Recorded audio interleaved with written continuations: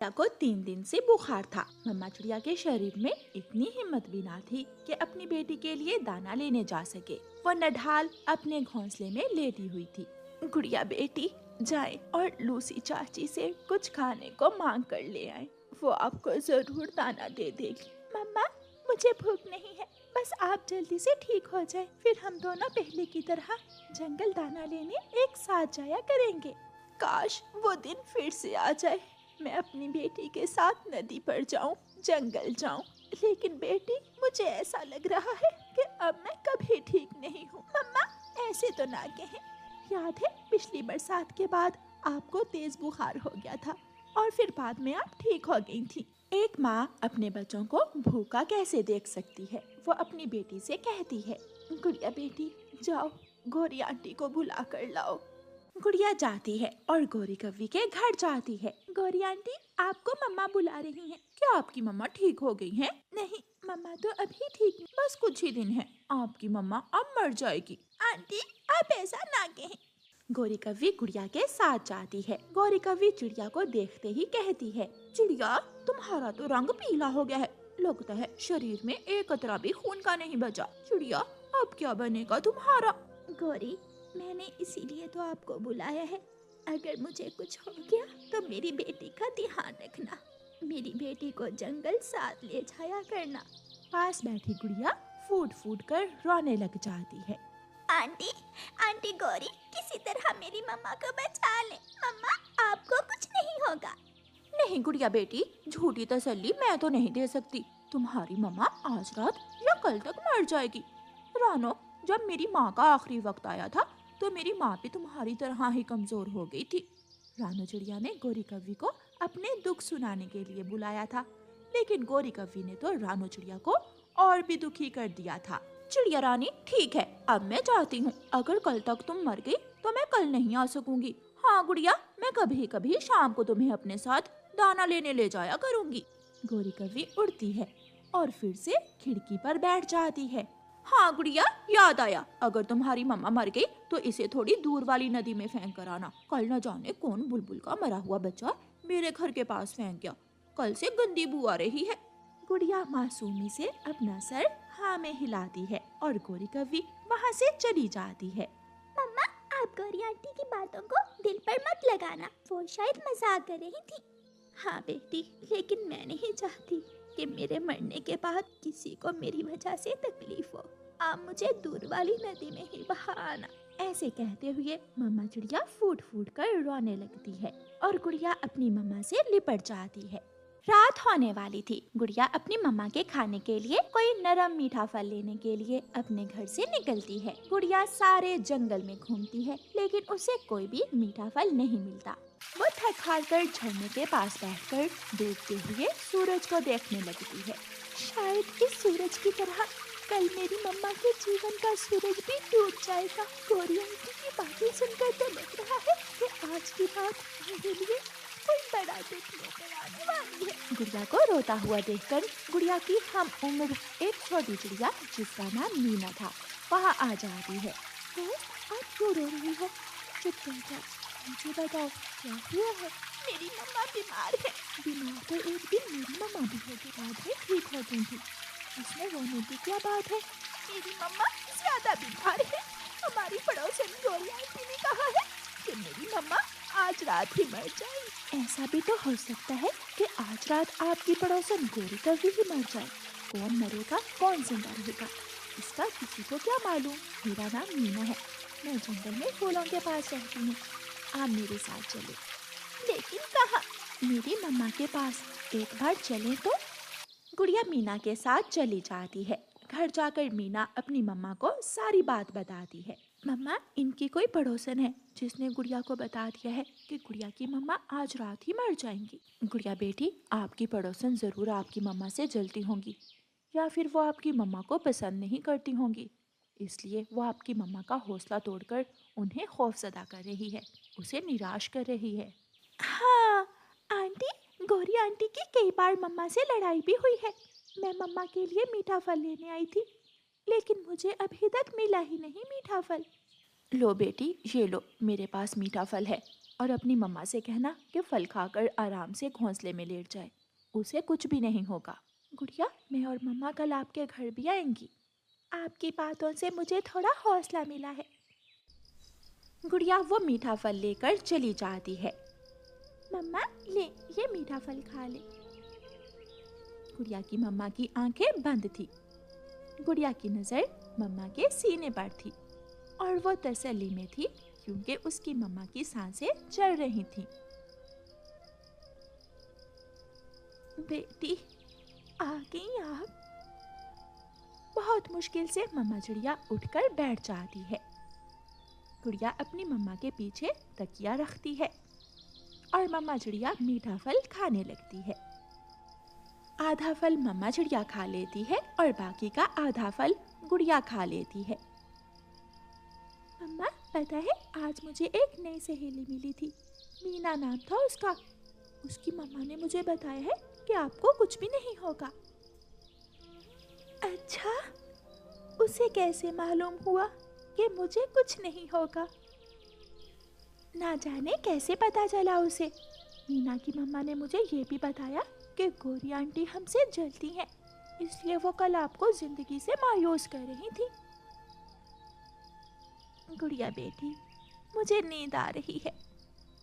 गुड़िया अपनी मम्मा को लिटा देती है और मम्मा चिड़िया अपनी आंखें बंद करके सो जाती है। गुड़िया की नजर अपनी मम्मा की सांसों पर थी। गुड़िया को ऐसा लग रहा था कि जैसे ही वो अपना मुंह दूसरी तरफ करेगी उसकी मम्मा मर जाएगी। गुड़िया सारी रात अपनी मम्मा को देखती रहती है। मम्मा की सांसें चल रही थीं और गुड़िया को हौसला था। सुबह हो जाती है। मीना और उसकी मम्मा सुबह सवेरे ही गुड़िया के घर आती हैं। गुड़िया, आपकी मम्मा तो अच्छी भली हैं, मैंने सोचा शायद बहुत ज्यादा बीमार होंगी। मम्मा चिड़िया और गुड़िया खामोश थीं। आंटी, आप तो ऐसे ही हिम्मत हार गई हैं। मम्मा, आप गुड़िया की मम्मा से बातें करें और मैं गुड़िया को लेकर झरने पर जा रही हूँ। गुड़िया, मुझे छोड़कर मत जाना मेरी बेटी।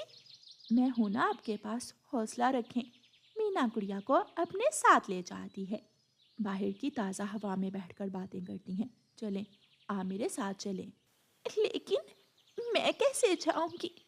मीना की मम्मा गुड़िया की मामा को सहारा देकर बाहर ले जाती है। यहाँ बैठो और यहाँ बैठकर आते जाते पक्षियों को देखो। मम्मा चिड़िया को बाहर बैठकर बहुत अच्छा लग रहा था। गुड़िया, देखना आपकी मम्मा 1-2 दिनों में ठीक हो जाएंगी। मीना की मम्मा बुलबुल से दवा लेकर आती है और रानो चिड़िया को दवा पिलाती है। शाम तक उससे बातें करती है और फिर शाम को मीना और मीना की मम्मा अपने घर चली जाती हैं। ऐसे ही 1 दिन, 2 दिन और फिर कई दिन गुजर जाते हैं। गुड़िया की मम्मा तो अब थोड़ा उड़ने भी लगी थी और आज वो सब झरने पर चली जाती हैं। मम्मा, आपको ज्यादा थकावट तो नहीं हुई? नहीं, मैं तो ठीक हूँ। फिर वो सब हंसने लगते हैं। आंटी, अब ऐसे ही हौसला रखना है, आपको जीना है हमारे लिए, अपनी बेटी के लिए, और किसी की बातों पर विश्वास नहीं करना। शायद अब मम्मा चिड़िया संभल चुकी थी और गौरी कवि ने जो खौफ उसके दिल में डाला था वो निकल चुका था। प्यारे दोस्तों, इस कहानी से हमें सीख मिलती है कि उम्मीद कभी मत छोड़ो, क्योंकि जब आप उम्मीद छोड़ दोगे तो फिर आपको जीवन में अंधेरा ही अंधेरा नजर आएगा। और अगर आप किसी को हौसला नहीं दे सकते तो किसी को नाउम्मीद भी मत करो, उम्मीद बनाए रखो। यही जिंदगी है। आपका धन्यवाद। रानो चिड़िया की ऐसी कहानियाँ सुनने के लिए YouTube सर्च बार में रानो चिड़िया की कहानी लिखें या फिर ये बटन दबाकर बोलकर कहें रानो चिड़िया की कहानी। गौरी कव्वी और कालू कौवा अपने घर में बैठे हुए थे कि उनके दरवाजे पर दस्तक होती है। मैं देखती हूँ। गौरी दरवाजा खोलती है। गौरी बहन, ये लड्डू है, मेरे घर में अंडा आया है। इस खुशी में मैंने पूरे जंगल में लड्डू बांटे हैं। चिड़िया, केवल एक ही लड्डू? हम पति पत्नी 2 हैं। एक लड्डू से तो तुम हमारी लड़ाई करवाने आ गई हो। आप दोनों मिल बांट कर खा लेना। चिड़िया चली जाती है। गौरी वो लड्डू अपने पीछे छुपाकर घर चली जाती है। तुम्हारे पीछे क्या है? क्या छुपाया हुआ है तुमने अपने पीछे गौरी? कुछ नहीं है, तुम जाओ और भोजन ले आओ। मगर कालू कौवा उठकर गौरी के पीछे देख लेता है।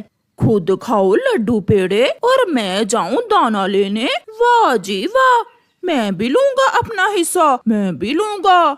ये लड्डू चिड़िया मेरे लिए लाई है, वो मुझे दे कर गई है। तुमने दरवाजा जो खोला था, अगर मैं दरवाजा खोलता तो वो मुझे दे जाती। लाओ आधा लड्डू मुझे दो। इसी बात पर दोनों में लड़ाई शुरू हो जाती है। मैं लूंगा।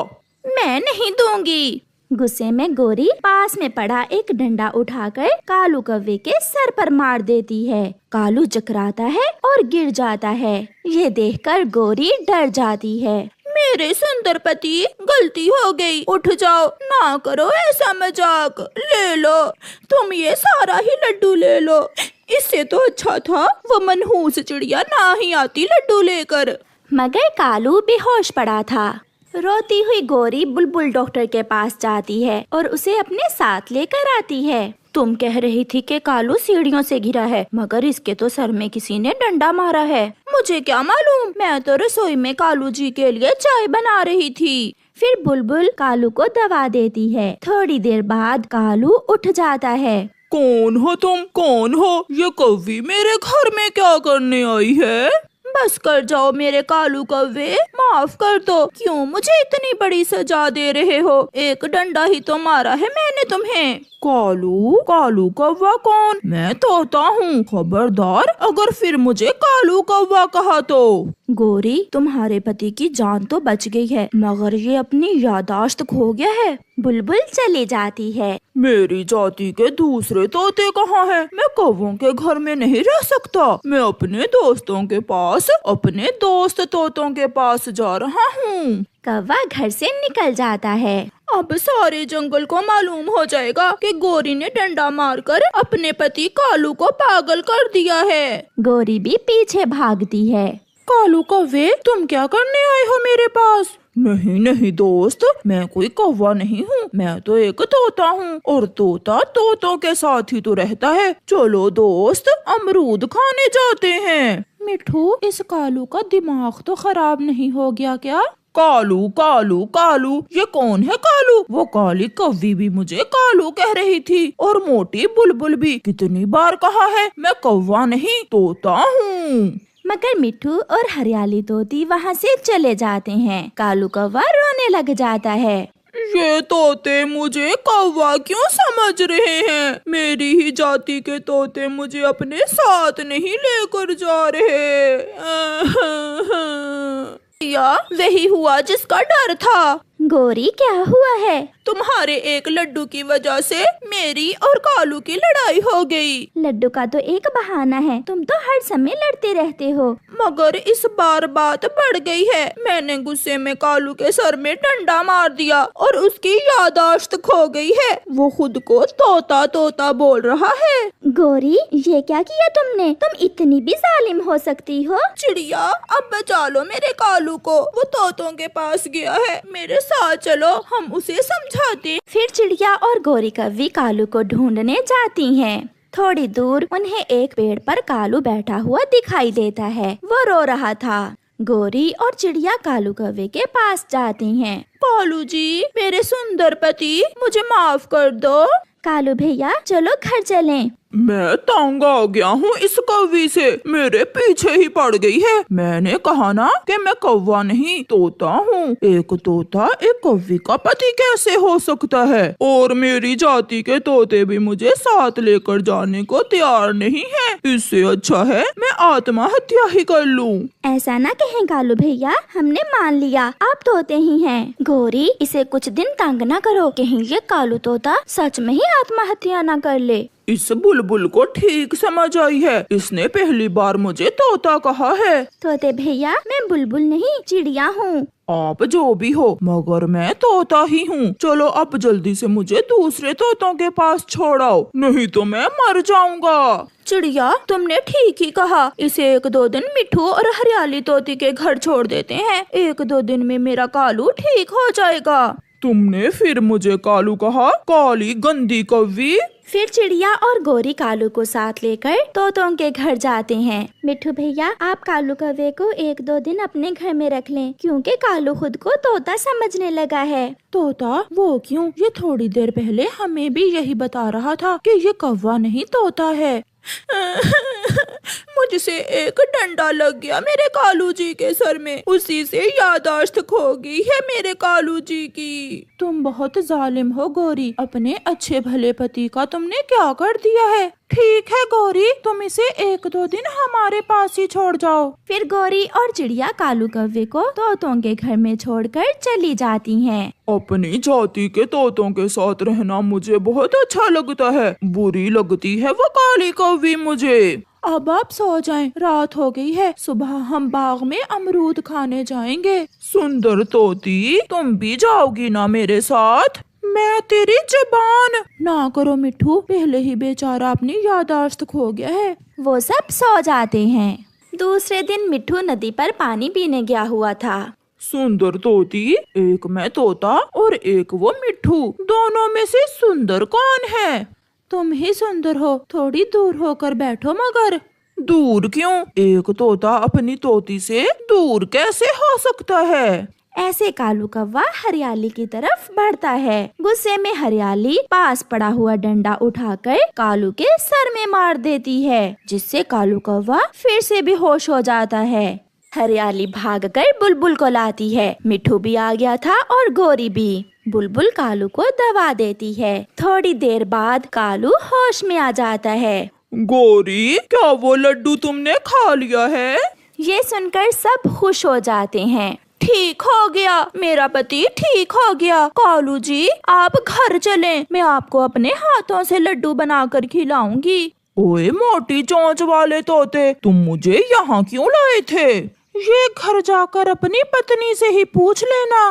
तुम्हारा भला हो हरियाली, जो तुमने दूसरा डंडा मारकर मेरे पति को फिर से कौवा बना दिया। इसे घर ले जाओ और अगर दोबारा डंडा मारो तो इसे कहना कोई चिड़िया या कबूतर बन जाए, तोता ना बने। फिर वो सब हंसने लग जाते हैं।